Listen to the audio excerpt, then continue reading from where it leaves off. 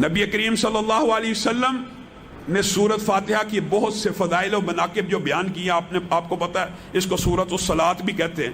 لیکن ایک مجرب نسخہ اس حوالے سے جو ہمارے اسلاف بیان کرتے ہیں۔ معزز سامعین گرامی قدر، یہ جو تعداد ہوتی ہے نا بعض وظائف کی، اس کے اندر جو 313 کا بعض علماء عدد بتاتے ہیں یا 500 یا 1000 دفعہ، یہ اس لیے بتاتے ہیں کہ بندہ کم از کم اتنا پڑھ لے، کثرت سے پڑھے۔ اگر تعداد نہ بتائی جائے لوگ پڑھتے نہیں ہیں، اور یہ جو تعداد ہوتی ہے نا یہ اصل میں رسول اللہ صلی اللہ علیہ وسلم سے ثابت نہیں ہوتی، یہ لوگوں کے ذاتی تجربات ہوتے ہیں۔ رسول اللہ سے بعض وظائف کی تعداد ثابت ہے، انشاءاللہ وہ بھی آپ کے سامنے رکھیں گے۔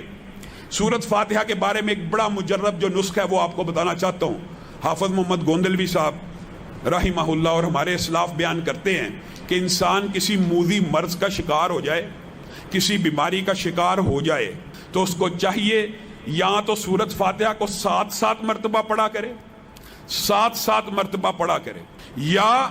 سورۃ فاتحہ اکیلی کو 41 مرتبہ پڑھا اور اس کا دم کیا کرے، کہ پانی کے اوپر پڑھ کے یا اپنے اوپر براہ راست اس کا دم کر لیا کرے۔ یہ دونوں مجرب ترین وظیفے ہیں۔ اور مولانا عبدالستار حماد جو مفتی اعظم ہیں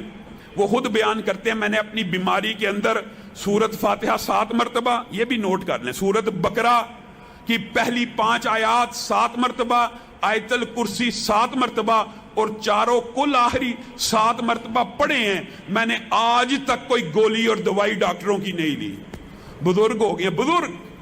انہوں نے اپنی ہر بیماری کا علاج، جس طرح میرا اور آپ کا اعتماد دنیاوی دوائیوں کے اوپر اور حکماء کے اوپر ہوتا ہے نا، جن لوگوں کا توکل اللہ کے اوپر ایسا مضبوط ہو، جس طرح ہمارے شیخ عبدالستار حماد صاحب کا ہے، ان کو پھر ڈاکٹروں کی دوائیوں کی ضرورت نہیں رہتی۔ وہ خود بیان کرتے ہیں میں نے کبھی دوائی کھائی ہی نہیں، میں صرف یہ 7 چیزیں 7 مرتبہ پڑھتا ہوں، اللہ تعالیٰ مجھے ہر بیماری میں شفا دے دیتا ہے۔